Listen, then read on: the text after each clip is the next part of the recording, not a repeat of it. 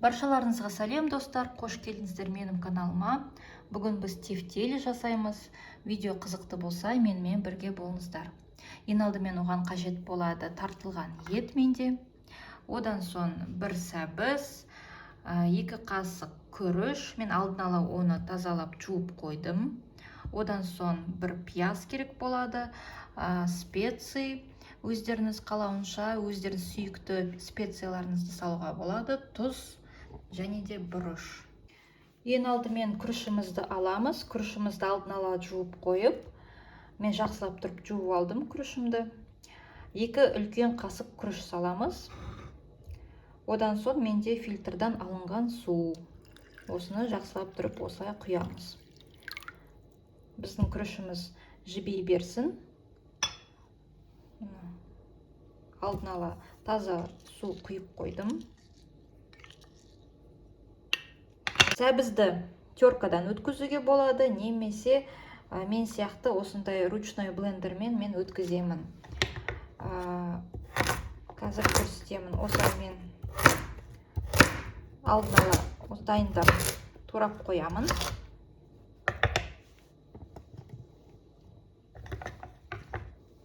Осындай менде ручной блендер. Маған осылай ыңғайлы. Қазір көрсетемін. Кез келген осындай маркетплейста сатылады.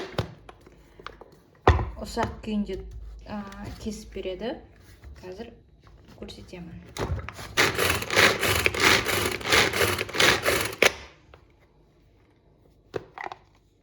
Мінеке достар, осылай маған жақсылап тұрып үкіштен өткізгендей кішкентай ұсақ турап берді.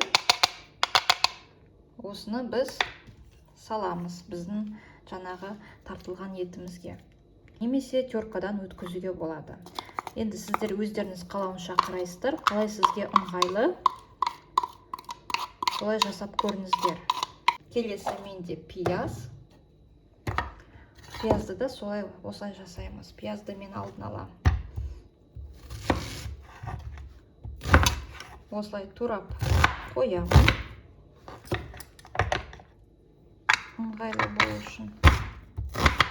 Қазір олды да жақсылап тұрып маған ұсақ түрде өткізіп береді. Міне осылай дайындап қойдым. Одан соң мына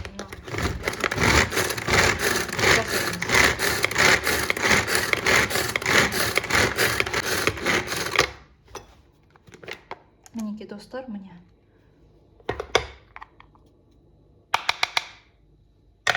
Осылай мен дайындап қоямын. Бір пияз, орташа бір сәбіз. Орташа көп үлкен керек емес. Тартылған ет менде 500 грамм. 500 грамм менде тартылған ет. Төменгі сілтемеге мен описанияда қалдырып өтемін. Ал достар, мінеке осылай дайындап қойдық. Ал енді біз бір жұмыртқа саламыз. Үстіне бір жұмыртқа. Бұл тефтели өте оңай дайындалады. Өте тез піседі.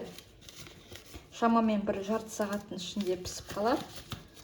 Орташа отта, ең біріншіден қатты отқа қоясыздар. Одан соң кішкентай орташа отқа саласыздар. Көзім қатты ашып тұр бұл пияздан. Пияз менде қатты ядреный от тұр енді.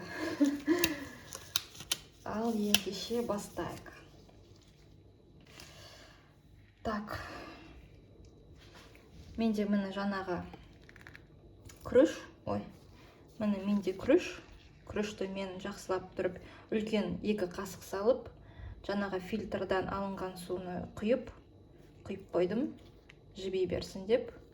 Осы суды қазір төгіп, кішкене қалдыруға болады енді. Сәл кішкене. Біздің жаңағы тартылған етке. Мінеке осындай күріш қазір саламыз.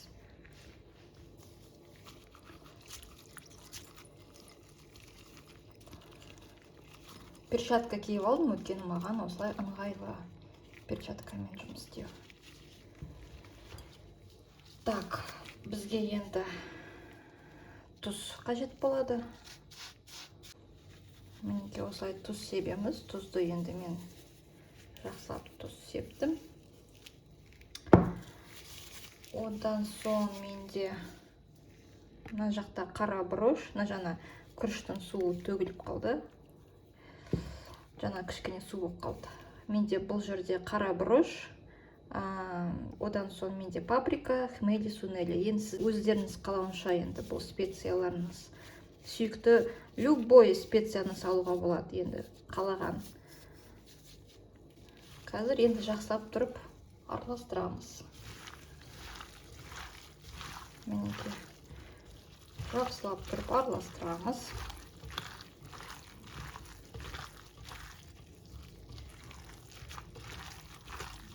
Перчаткамен өте ыңғайлы жұмыс істеу. Особенно етпен жұмыс істеген кезде. Видео қызықты болса, маған лайк басып кеттіңіздер, подписка жасаңыздар. Өте қуанышты боламын. Бұл тамақ өте тез дайындалады. Қазір обедке қарай осыны жасап жатырмын. Соған байланысты қазір тез тамақ жасап үлгеріп, осы тефтелиді тез дайындалады.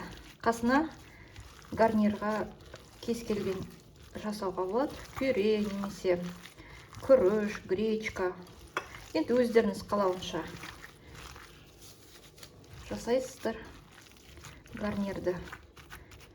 Мен осы рецептпен бөлісіп көрсетіп кетейін дегенмін. Маған бұл өте ұнайды, бұл рецепт. Ал достар, мінекей осындай менде тапаға мен орташа отқа қойып қоямын, жаймендеп қыза берсін. Бізге керек болады осылай менде сары май. Кішкене осылай жағып қоямын. Сіздер енді өздеріңіз қалауынша күнбағыс майды салуға болады. Мұны қолға аламыз да.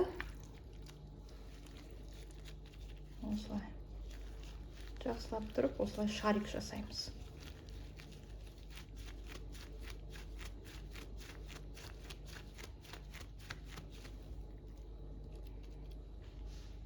Қазір осының бәрін толтырып қоямыз. Орташа ең жаймен отқа қойып қойыңыздар. Менде қазір жаймен отқа қойып қояйын. Өйткені біз әлі еще оған қасына соус жасаймыз. Жаймен отқа мен қойып қойдым.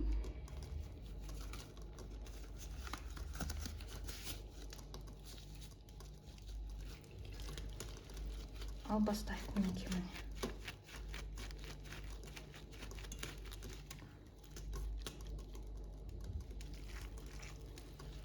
Осы шарик жасап қоямыз. Тағы да бір-екі рет көрсетіп кетейін.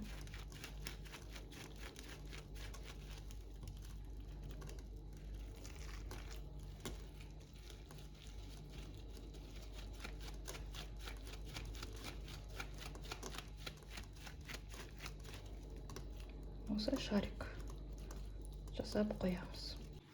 Ал достар, бізге керек 400 мл су қажет болады соусқа. Жаңағы біз қазір өзіміздің тефтелімізге құямыз. Одан соң бізге бір үлкен қасық ұн. Одан соң бізде томатная паста. Томатная паста менде қатырылған, замороженная. Мен осылай өзім қатырып қоямын. Ал бізге енді 400 мл су қажет болады. Қайнаған су. Немесе жылы суда болады. Главное, чтобы бізде жаңағы жақсылап тұрып олар растворились.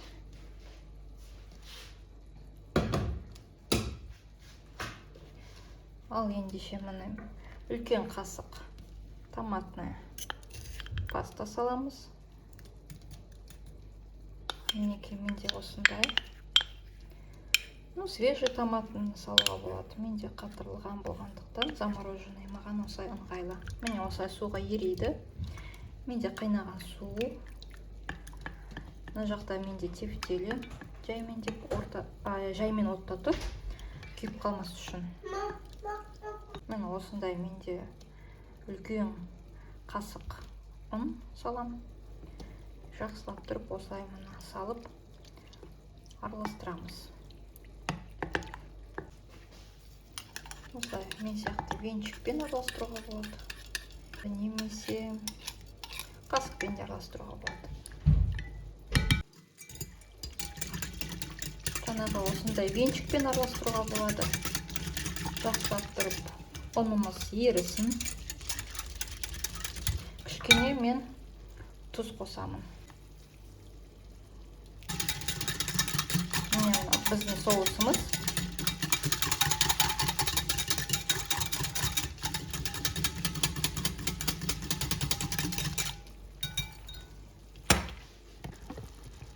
Тефтелі.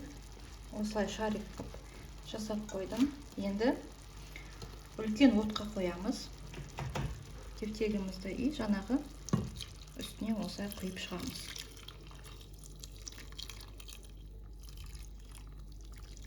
$400 мл су менде. Осылай кішкене болу керек. Астын осылай жылжып қойып, кішкене жылжытып қозғап жабысқанымыз үшін. Енді қазір біз бір үлкен отта қайнатамыз. Одан соң орташа отқа қойып, жаймен пісіреміз. Шамамен бір жарты сағат, немесе 25 минут. Енді өздеріңіз плиталарыңызға қараңыздар. Газ плитаға болсын, плиталарыңызға өздеріңіз енді қарап қойсаңыздар болады. Асты күйіп кетпесін. Енді менде үлкен отта қайнайын деп тұр. Газ крышкасын жауып қояйын.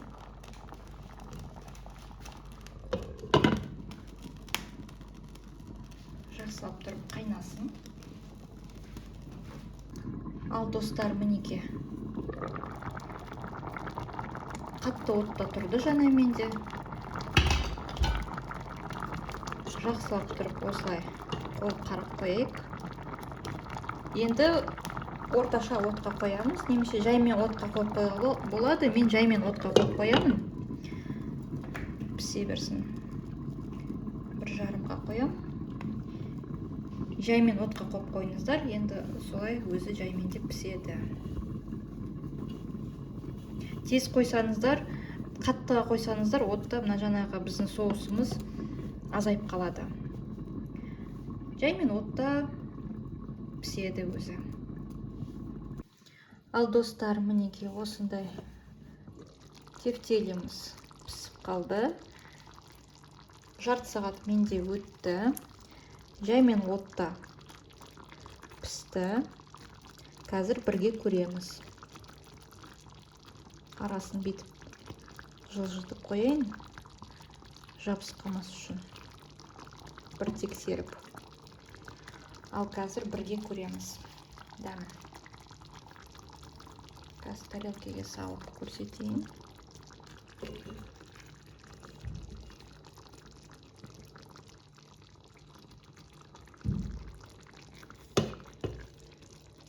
Иісі дейін керемет күшті болып тұр.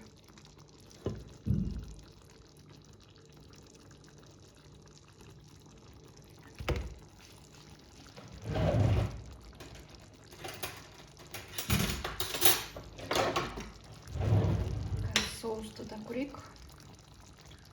Соустың дәмін көреміз. Мінеке.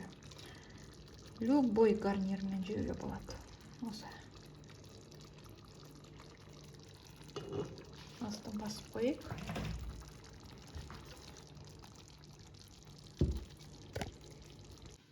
Ал достар, мінеке осындай тефтелі шығады.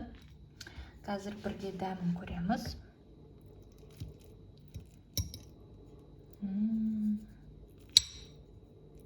Иісі дейін керемет. Мінеке осылай шығады. Іші деген.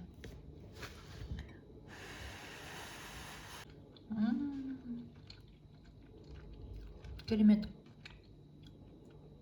Өте дәмді. Тұзы бәрі дұрыс екен.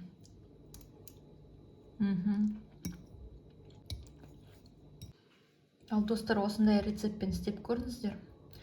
Өте күшті, керемет шығады екен. Дәмді, өте дәмді.